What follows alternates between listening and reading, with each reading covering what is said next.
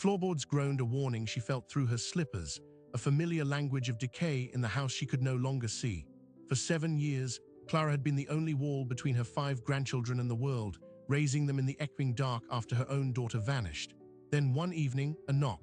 A stranger's voice spoke 3 words that changed everything. "I'm their father."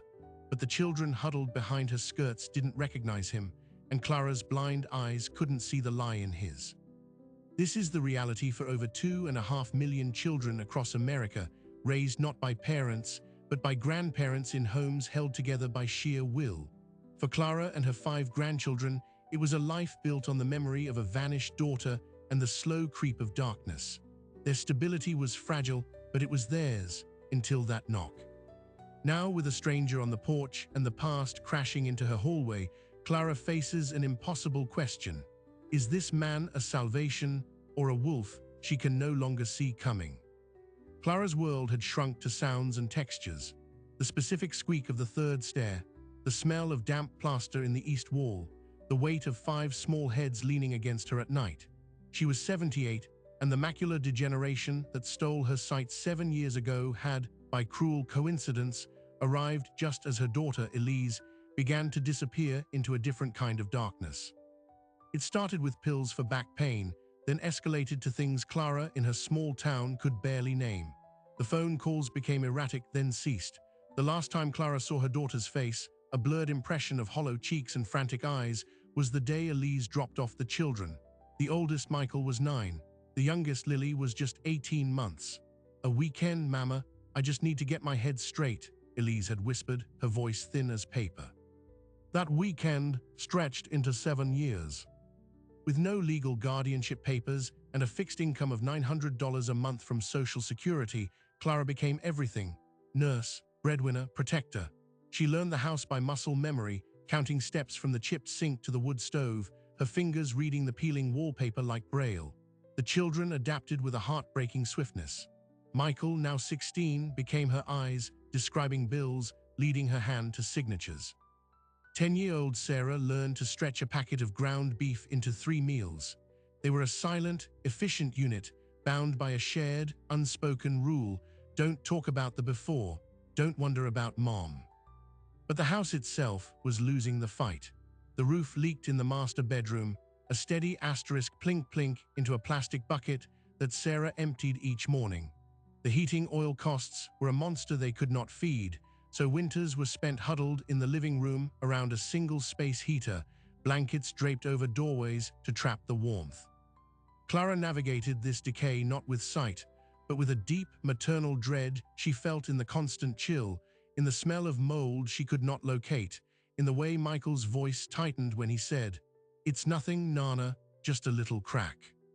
Her greatest fear was not the cold, or the hunger they sometimes smoothed over with extra glasses of water before bed.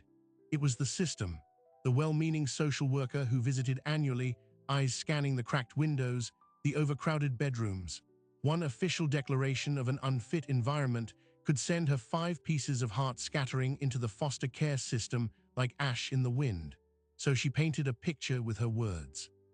"We have plenty," she'd say, her blind eyes aimed steadily at the visitor's voice. "We're a family." The children would sit in prearranged, unnerving quiet, performing normalcy. The mystery of Elise's absence was a ghost in every room. Clara had called hospitals, jails, and morgues in a 100-mile radius, a humiliating parade of no records found. The children's father was a different story, a man named Daniel. Elise had mentioned him in fleeting, bitter fragments during her pregnancy with Lily, a trucker passing through, a promise to return that evaporated with the morning dew. Clara knew only a first name and the vague geography of out west. To the children, he was less than a ghost. He was a non-existent concept. Dad was a word for other people. The knock, when it came, was therefore a sound from no world Clara knew, not the polite tap of the social worker, not the heavy fist of the overdue bill collector. It was tentative yet persistent. Michael was at his after-school job. Sarah, holding Lily's hand, guided Clara to the door. Clara felt the draft first, the cold evening air slicing through the gap in the warped frame before the door was fully open. Then the voice, male, strained, with an accent that didn't belong to their county. "I'm looking for Elise, or her mother, Clara." Clara's hand tightened on the doorframe, Who's asking? A beat of silence filled with the sound of his nervous breath. My name is Daniel. He swallowed audibly. I believe I'm their father. In the space behind her, Clara felt the children still. 7-year-old Ben's small hand gripped her housecoat. Sarah's breath hitched. The man, Daniel, continued in a rush, as if the words were burning his tongue. I only just found out about everything, about Elise leaving. I've been searching for months. I want to help. I want to see my kids. Clara's mind, usually a map of precise sounds, was white noise. The sheer improbability of it was a physical blow. After all this time, now, her voice, when it came, was deceptively calm, a skill honed from years of hiding panic from children. You can't be their father. Their father didn't stay. I didn't know, he pleaded, his voice cracking. Elise never told me she was pregnant. Not with Lily, I swear on my life. I got a job on the oil rigs up in North Dakota. Communication was, I came back and she was gone. The whole trailer park was gone. He was offering a story, a reason, but Clara's blindness had sharpened other senses. She heard no lie in his tremor, but a deeper, more dangerous current of raw desperation. This wasn't just a man seeking connection. This was a man running from something. Please, he whispered, just let me see them, let me explain. Sarah, ever the practical one, whispered a description into Clara's ear, her words tiny and terrified. He's got a bag, Nana, like a duffel, his jacket's dirty, he looks tired. Clara made a decision, one that split her heart in two. The cold air was seeping in, and the children were shivering. The risk of letting a potential threat in was paralyzing, but the risk of turning away their only possible blood relative, a man who might, by some miracle, be able to lift the crushing weight from her shoulders, was its own kind of terror. Step inside, she said, her voice leaving no room for argument, but you speak to me first. The children go to the kitchen. As Daniel shuffled past her, bringing with him the scent of diesel, cold earth, and unwashed clothes, Clara's empty eyes saw only the precipice. She had just let a stranger into the only sanctuary they had. And as the door clicked shut, sealing them in together, she realized the bag Sarah mentioned wasn't just dirty. It was stuffed full, the zipper straining. This man hadn't come for a visit. He had come to stay. The house, already crowded with silence, now held its breath around the stranger in its midst. Daniel stood awkwardly in the center of the living room, his duffel bag a dark mound at his feet, as Clara directed the children to the kitchen with a firmness that brooked no argument. She heard the scrape of chairs, the low murmur of Sarah shushing the younger ones. Then, she turned the empty wells of her eyes toward where she knew he stood. Sit, she said, gesturing to the worn armchair her husband had died in 20 years prior. You have 5 minutes before my grandson Michael gets home, and he's not as forgiving as I am. Daniel sank into the chair, its springs groaning in protest. He began to talk, a river of words dammed up for years. His story was one of fleeting connections and missed signals. He met Elise at a truck stop diner just outside of town. He was 22 between hauls. She was 19, beautiful and sad, working the night shift. It lasted 6 weeks. He got offered a high-paying, no-questions-asked job on the fracking rigs in North Dakota. He left, promising to send for her. The first few months, he did send money to a post office box she'd given him. But the letters stopped coming back, he said, his voice hollow. I figured she'd moved on, found someone better. The work was brutal, 18-hour shifts. You lose track of everything. He claimed he only discovered the truth 8 months ago when a chance encounter with an old acquaintance from that truck stop revealed Elise had been pregnant, that she'd had a little girl, that she'd fallen into a bad crowd and vanished. The timeline sent him reeling. He quit the rigs. He'd spent every cent he had left, which wasn't much, on a private investigator who hit dead end after dead end, until a lucky break placed Elise in their county 7 years ago, around the time she'd dropped off the children. So you're not here for Elise, Clara stated, her hands folded tightly in her lap. You're here for the children. I'm here to make it right, Daniel insisted, a desperate edge creeping into his tone. I'm their father, I have a right. The word right hung in the air, cold and legalistic. Clara felt a shiver that had nothing to do with the draft. A right you didn't know you had for 7 years. You have any proof of that? of anything you're saying." There was a rustle of fabric. She heard him lean forward. "I have a picture from the diner, me and Elise." He guided her hand to a worn photograph. Her fingers traced the glossy surface, feeling nothing but smoothness. The truth was in his voice, in the hesitant way he described it. Elise in a uniform, him in a denim jacket, both smiling with a hope that felt like a relic from a lost civilization. It could have been anyone. It could have been everything. From the kitchen doorway, 10-year-old Sarah, ever the watchful deputy, spoke in a clear, challenging voice. "If you're our dad, how come you never called? Mom said you were a ghost." Daniel flinched as if struck. "Your mom, she never told me about you, Sarah. I didn't know to call. That's my fault, but it's also the truth." "It's a convenient truth," Clara murmured. Then she asked the question that had been burning since she felt the weight of his bag. "Where are you staying, Daniel?" A long, telling pause. My funds ran out. The motel on Route 9. They evicted me this morning. I have nowhere else to go."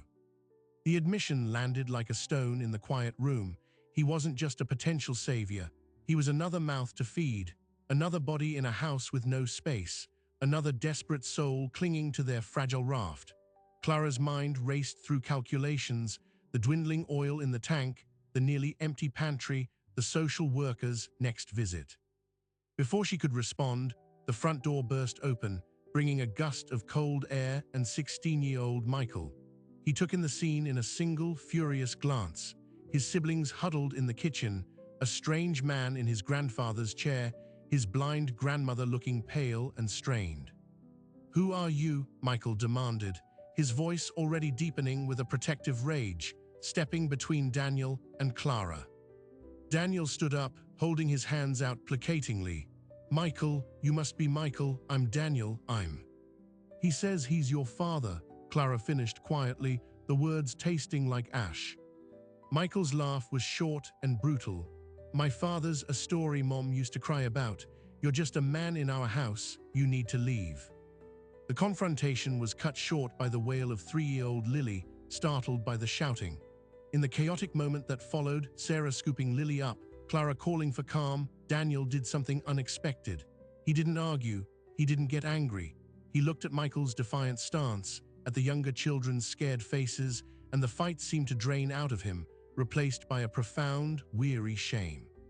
"You're right," Daniel said, his voice barely audible. He picked up his heavy duffel bag. "I'm sorry, I shouldn't have, I'll go."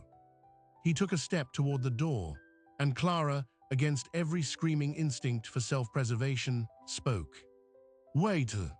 Everyone froze. Michael turned to her, betrayal written across his face. "Nana, no." Clara's mind was a battlefield. Letting him stay was an incalculable risk. Letting him walk away into the cold night when he was, by some thread of fate, the blood father of these children, felt like a failure of a deeper duty. She was so tired. For 7 years, she had been the only wall. The thought of sharing the load, even with this broken, suspicious stranger, was a seductive and terrifying poison. "You can sleep on the couch," she said, her voice iron. "One night, while we figure out what is true, you touch nothing, you promise nothing. You are a guest, you understand, and in the morning we talk to a lawyer." Daniel's bag hit the floor with a soft thud. "Thank you," he whispered, the gratitude so raw it was painful to hear. That first night was a symphony of tension. The children, supervised by a glowering Michael, ate their meager sup of beans and rice in the kitchen. Daniel was given a bowl in the living room. Clara sat in her rocking chair, listening to every scrape of his fork, every shift of his weight on the old couch. She heard him crying in the dark, a choked, muffled sound. It didn't soften her heart. It twisted the knot of anxiety tighter. A man who cried was a man of feeling. A man of feeling was unpredictable. The next morning, the shaky new routine began to crack under the weight of reality. Daniel, perhaps trying to earn his keep, attempted to fix the leaky kitchen faucet. He lacked tools and skill, flooding the undersink cabinet instead. The mishap consumed their last few towels. Later, he tried to play with Ben and Lily, but his movements were too loud, his jokes unfamiliar. The children stared at him like a puzzling, slightly frightening new animal. The real turning point came that afternoon. Clara, guided by Sarah, went to the hall closet for a blanket. Her hand, brushing the shelf, connected with the coarse nylon of Daniel's duffel bag. It had been stashed there, out of the way. On an impulse she couldn't later explain, she unzipped it. Sarah, watching, gasped, "Nana, you shouldn't."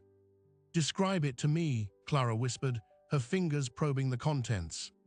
Sarah's voice was small. "There's clothes, really worn out, a few paperbacks, a dented flask, and a big manila envelope."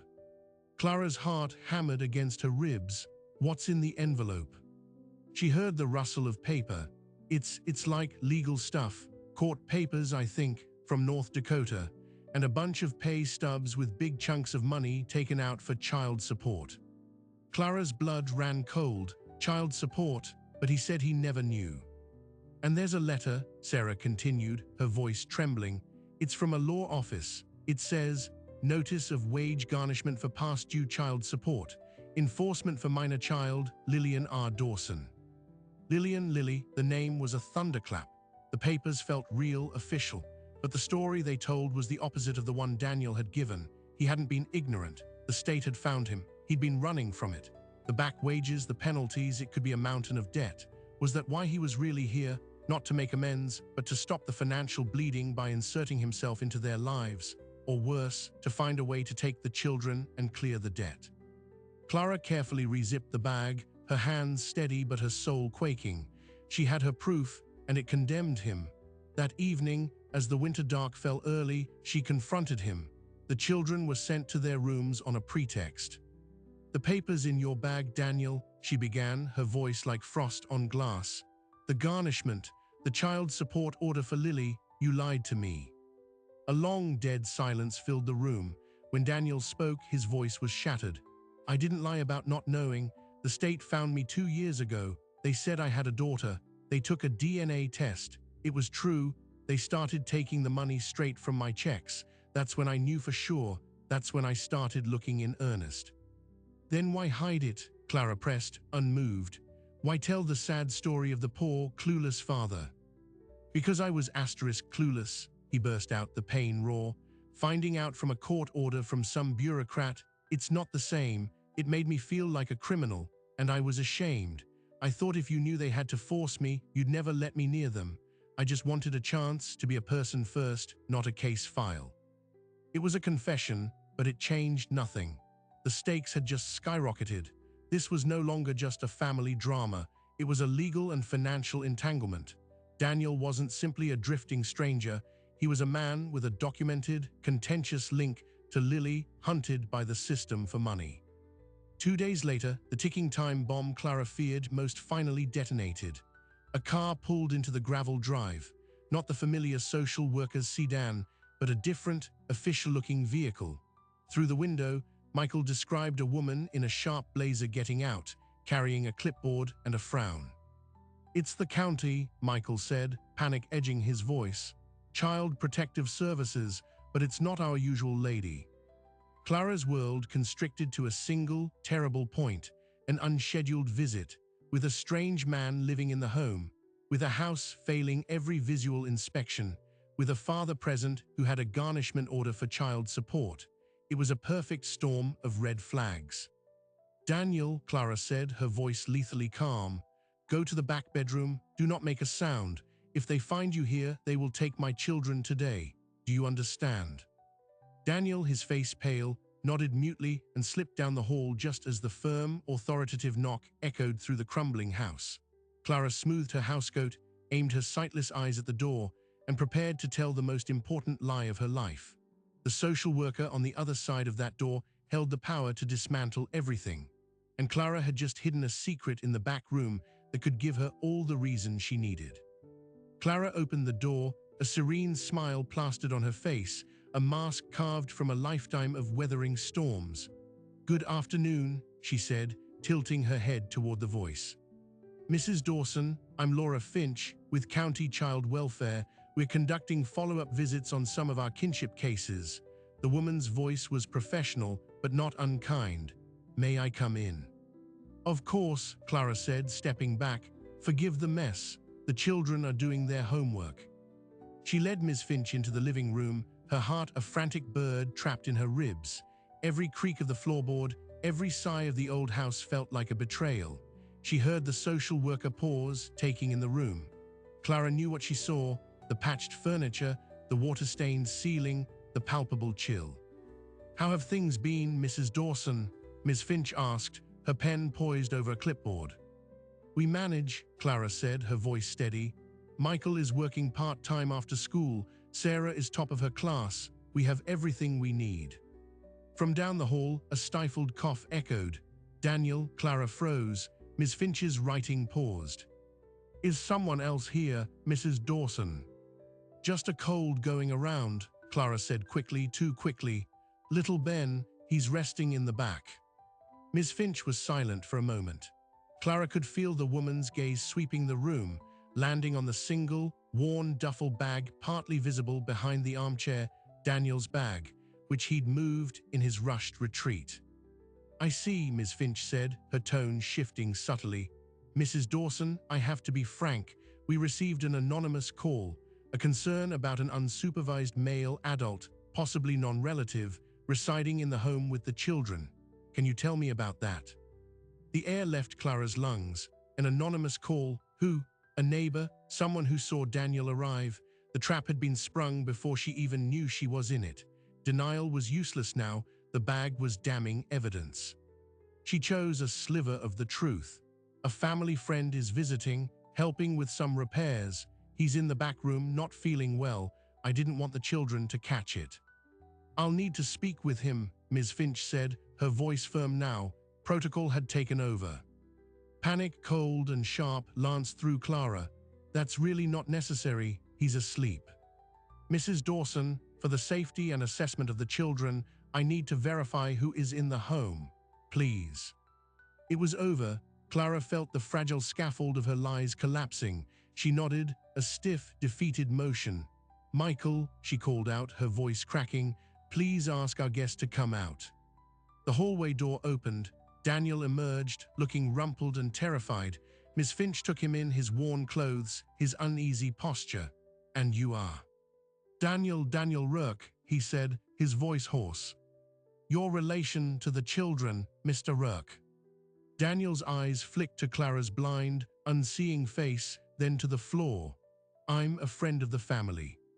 Ms. Finch made a note. "Identification, please." As Daniel fumbled for his wallet, the back bedroom door cracked open. 6-year-old Ben, curious and oblivious to the danger, peeked out. "Is the loud lady gonna make Daddy leave again?" The word Daddy hung in the air, toxic and irreversible. Ms. Finch's head snapped up. Daddy. Clara's world went silent, all her careful control shattered by a child's innocent slip. Daniel closed his eyes, surrendering to the inevitable. "I'm their father," he said quietly. The atmosphere in the room turned to ice. Ms. Finch's professional demeanor hardened into something alert and dangerous. "You are the biological father of these children, and you are residing in the home. Mrs. Dawson, is this true?" "There are circumstances," Clara began, but the social worker cut her off. "Mr. Rourke, are you on the home's lease? Are you approved as a caregiver through this agency? Do you have any active restraining orders, criminal history, or open CPS cases in North Dakota or any other state?" The questions came like gunshots. Daniel flinched with each one. No lease, no approval, no restraining orders, and no open cases. Ms. Finch was scribbling furiously now. "I need to see identification for all adults in the home. I need to conduct individual interviews with the children. Immediately. This constitutes a significant and unreported change in household composition. Mrs. Dawson, you understand this places the children's placement here under review." The legal language was a death knell. Clara sank into her rocking chair, her strength gone. Michael, who had been listening from the kitchen doorway, stormed into the room. "He's not staying, he just showed up. We don't want him here," Michael yelled, his anger a shield for his terror. "Michael, please," Clara whispered. Ms. Finch looked at the furious teenager, the terrified younger man, the defeated blind grandmother. "I'm going to need to make some calls. This situation is complex."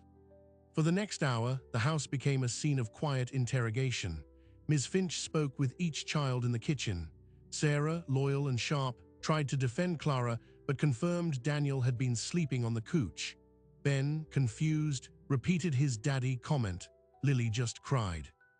While Ms. Finch was on the phone in the living room, speaking in low, urgent tones to her supervisor, Daniel approached Clara.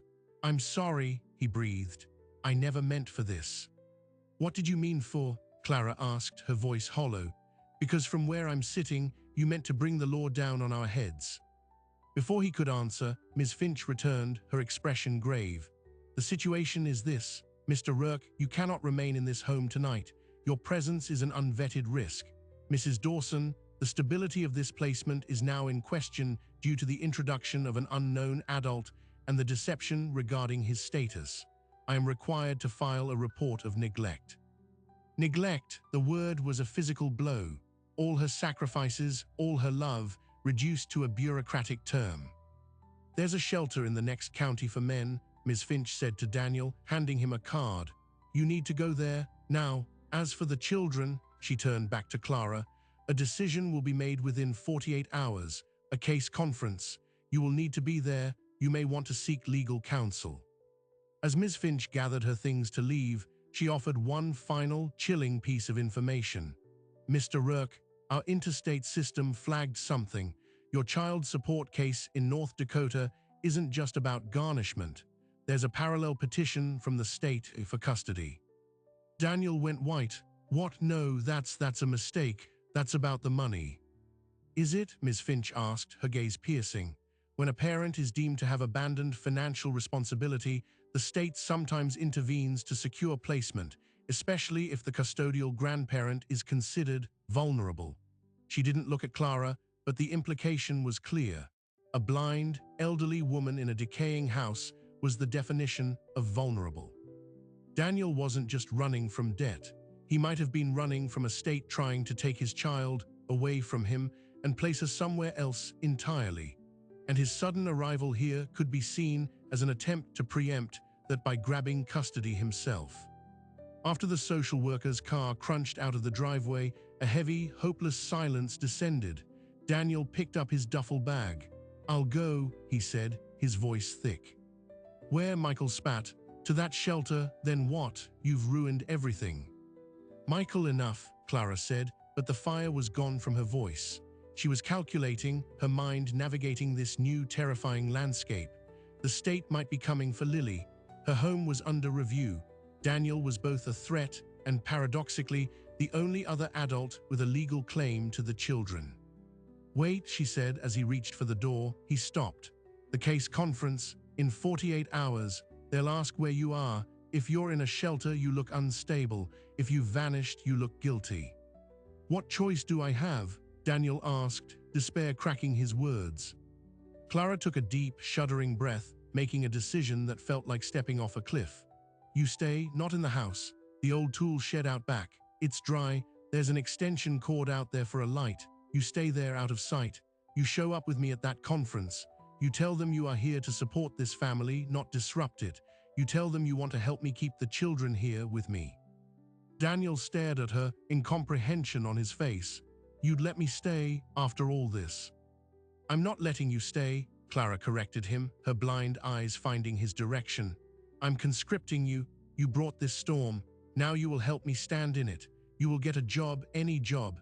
You will give me every cent you earn for this house. You will be the visible, responsible father making amends. It's the only story that might save us all." It was a desperate, dangerous bargain. She was aligning herself with the very source of her peril.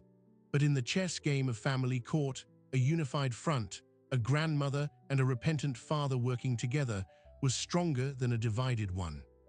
For the next 2 days, a fragile, tense truce held. Daniel slept in the frigid shed. He used a gas station bathroom to clean up. And on the morning of the case conference, he appeared at the back door, wearing his cleanest clothes, his hair wet from the sink. He looked nervous but determined. The County Family Services building was a monument to fluorescent lights and linoleum. In a small, windowless conference room, they faced a panel: Ms. Finch, her stern supervisor, a court liaison, and a note-taker. The atmosphere was frosty. The supervisor, a man named Mr. Reynolds, laid out the concerns. The unreported adult male, the deteriorating home, the financial instability, the newly revealed interstate custody petition regarding Lily. Clara, with Daniel sitting silently beside her, spoke. She described his arrival not as an invasion, but as a desperate attempt at reconciliation. She admitted her fear in hiding him, framing it as a grandmother's terror of losing her family. She emphasized his immediate efforts to find work, his willingness to contribute. It was a performance of fragile unity. When it was Daniel's turn, his voice was quiet but clear. I failed for 7 years, I know that. I'm not here to take anything away from Clara. She's their rock. I'm here too to be a pillar, to help hold the roof up. I have a job interview this afternoon at the auto parts warehouse. I will sign over my paychecks to her for as long as she needs. Mr. Reynolds listened, steepling his fingers. Your history, Mr. Rourke, the North Dakota petition, it suggests a pattern of avoidance.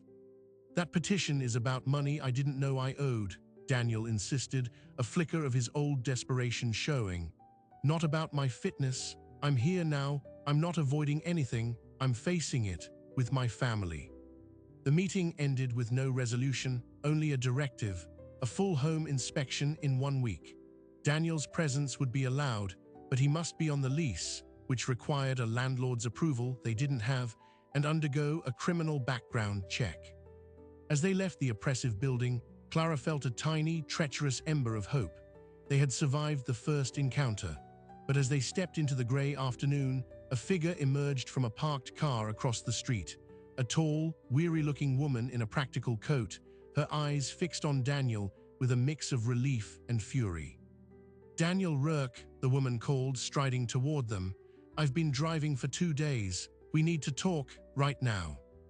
Daniel stopped dead, his face a mask of shock and dawning horror. Catherine. The woman reached them, ignoring Clara completely. She held out an official-looking envelope. I'm Catherine Mills, with Child Protective Services, Billings County, North Dakota. I'm here to execute the Interstate Compact Placement Order.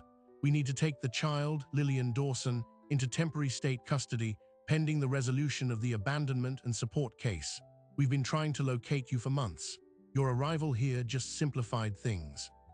She turned her gaze to Clara, taking in her white hair, her clouded eyes, her hand tight on Daniel's arm. And you must be the grandmother. I'm sorry.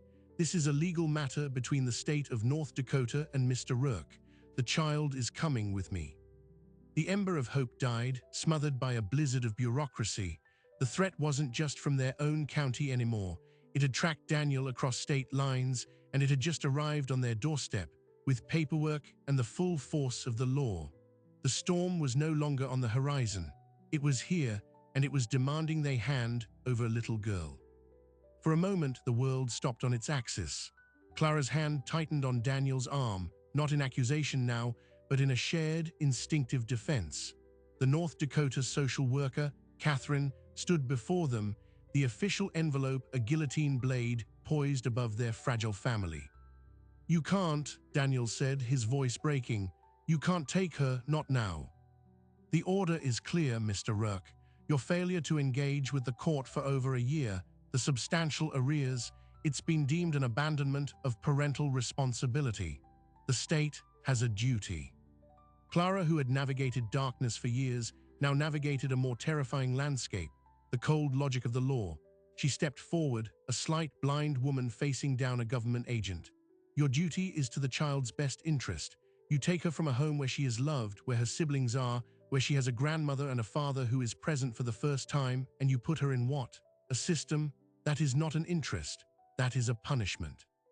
Catherine's professional resolve faltered, just for a second, as she took in Clara's milky, unseeing eyes, the fierce love radiating from her. The order is for temporary custody. It's procedure. Procedure is what happens when people stop thinking, Clara shot back, a lifetime of fighting in her voice. You look at me, I am blind, I am old. This house is falling down, but I have raised these children for 7 years. They are fed, they are clean, they are loved, and they love each other. That is not nothing, that is everything, and now we have him. She gestured toward Daniel. He is flawed, he is late, but he is here, he is trying. You would break this for procedure. The standoff on the sidewalk drew the attention of the local social worker, Ms. Finch, who had been walking to her car. She approached, her expression one of dawning recognition. "Catherine Mills, from Billings, I just got off the phone with your supervisor."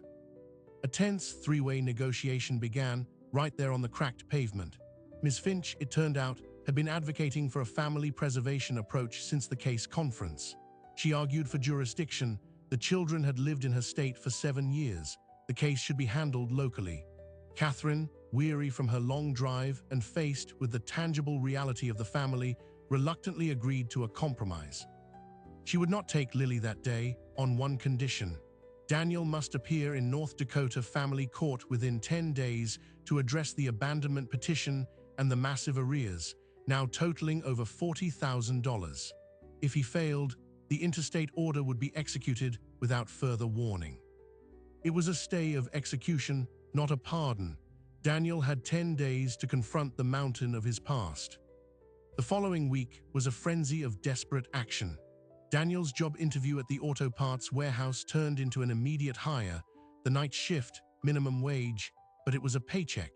He worked from 9 at night until 5 in the morning, then slept a few hours in the shed before spending his days with a pro bono legal aid attorney, scrambling to prepare for the North Dakota hearing. Clara, meanwhile, marshaled her troops. Michael, his anger softening into a gruff, protective solidarity, took on more hours at his after-school job. Sarah became the family clerk, organizing the flood of paperwork. They allowed Daniel into the house during the day, a tentative, watchful integration. He fixed the leaky faucet properly. He helped Ben with his reading. He sat on the floor and let Lily brush his tangled hair with her tiny pink brush, a gesture of trust that made Clara's throat tighten. The night before Daniel was to drive back to North Dakota, Clara called a family meeting. The children gathered around her in the living room. Daniel sat apart, on the very edge of the couch. "Tomorrow Daniel goes to court," Clara began, her voice clear in the quiet room. "He's going to try to fix the mistakes he made far away so that he can stay here and help us. I cannot see his face, but I have heard his work. I have felt his effort. The choice to let him be a part of this family is not just mine. It is yours, each of you. What happens tomorrow affects all of us. So I want to know, what do you want?" The silence was profound. Michael spoke first, his voice low. "I want the social workers to go away. I want us to be left alone." "Me too," whispered Sarah. Ben, ever literal, said, "I want the roof not to leak." Lily, clutching her brush, looked at Daniel and said, "I want Daddy to stay." The word Daddy, this time, wasn't an accidental slip. It was a choice. Daniel buried his face in his hands, his shoulders shaking silently. Clara nodded, a slow, deliberate motion. "Then that is what we will fight for, together." The North Dakota hearing was a stark, bureaucratic affair. Daniel stood before a judge, represented by an overwhelmed public defender. The state's attorney painted a picture of a deadbeat dad, a man who had ignored his financial duty. Then Daniel spoke. He didn't make excuses. He presented his pay stubs from the new job, a letter from Clara describing his efforts, and a notarized agreement to have his wages garnished at the source to pay down the arrears. But his most powerful argument was his request to transfer the case to the children's home state, where he was now a resident, working, and participating in a unified family unit. The judge, a stern woman with tired eyes, reviewed the file. She saw the 7-year gap. She saw the debt. But she also saw the new employment, the stable address, Clara's house, with her permission now formally given, and the report from the local CPS worker, Ms. Finch, which noted marked improvement in household stability and cooperative co-parenting. The ruling was a shock to everyone, especially the state's attorney. The judge dismissed the abandonment petition, citing Daniel's demonstrable change in circumstances and active engagement. The child support arrears were not forgiven, but were restructured into a long-term payment plan tied to his income.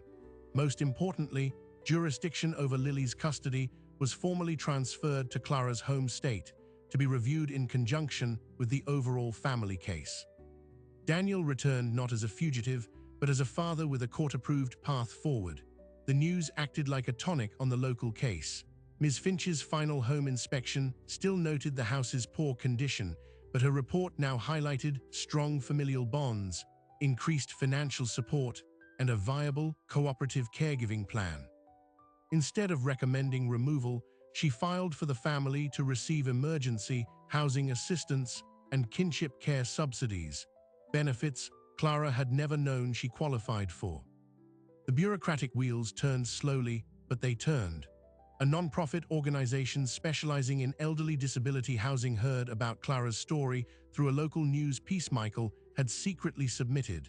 They offered a grant for critical home repairs.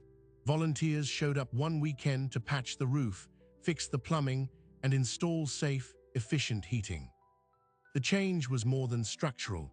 With Daniel's steady income and the new subsidies, the constant fear of hunger and cold began to recede. The children's shoulders, perpetually hunched with a weight too old for them, began to relax. Michael, seeing Daniel come home exhausted from the night shift and still help with homework, let his guard down. He didn't call him Dad, but he started asking for his advice. One evening, 6 months after the first knock on the door, Clara was in her rocking chair. She heard the familiar, now comforting, sounds of Daniel making macaroni and cheese in the kitchen, of Sarah laughing at something he said, of Lily chattering about her day at preschool. The house no longer groaned with decay, it hummed with life. Daniel came and sat on the floor beside her chair, a habit he'd formed. "Penny for your thoughts," he said softly. "I was thinking," Clara said, her sightless eyes facing the window where she knew the evening light would be, "that I spent so long being afraid of the knock on the door. I thought it would be the law coming to take everything. I never imagined it could be someone bringing a piece of everything back." Daniel was quiet for a long time. "Clara, there's something I never told you. That private investigator I hired, the one who found Elise's trail here, he found something else too. Right before I came, he found Elise." The air left the room. Clara's hand went still on the arm of the rocker. "Is she?" "She's alive," Daniel said quickly. "She's in a long-term rehab facility in Oregon. She's been there for 3 years. She's clean, she's stable, she's sorry." Clara felt a century's worth of grief and worry and anger rise up, then settle into a profound, aching calm. "Does she know about the children, about you?" "I sent her a letter through the facility. I told her everything, that you were a hero, that the kids were amazing, that I was trying.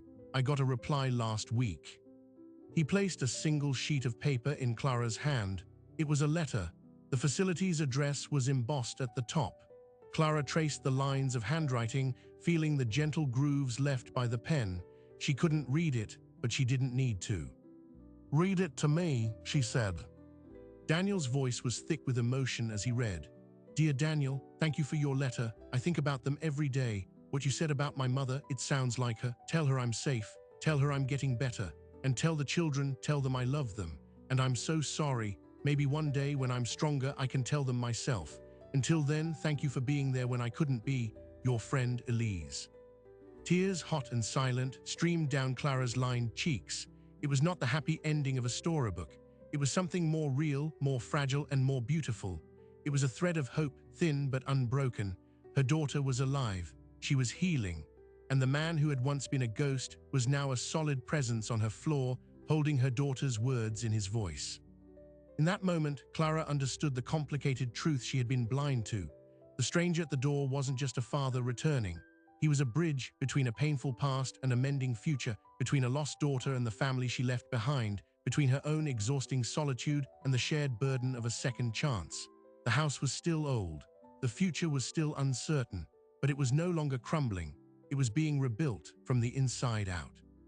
Clara's story is one of millions, a quiet epic playing out in living rooms and kitchens across the country. It is the story of the 2.5 million children being raised by grandparents, aunts, uncles, and siblings, a silent army of kinship caregivers holding the line against collapse.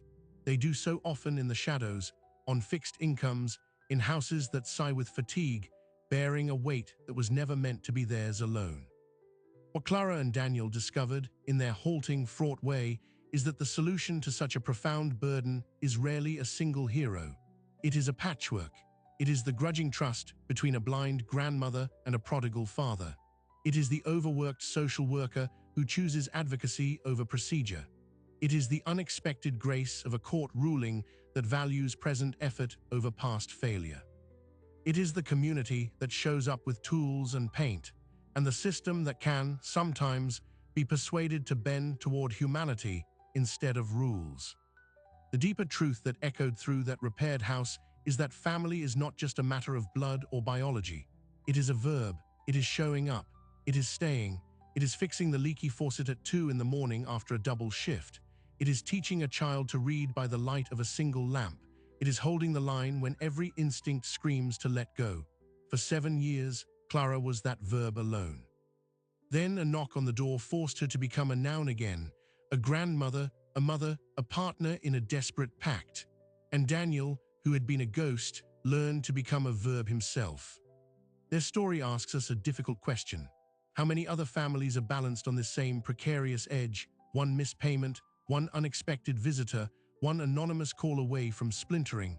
How many Claras are out there, their strength stretched to invisibility, their love the only glue holding worlds together? And how many Daniels are searching for a way back, blocked by shame and a maze of bureaucracy? The miracle of Clara's house was not that a stranger arrived to save them. It was that, faced with the potential ruin he brought, they chose to build something new together. They transformed a crisis of abandonment into a covenant of mutual need. In a culture that prizes independence and self-sufficiency, they rediscovered the radical, fragile power of interdependence.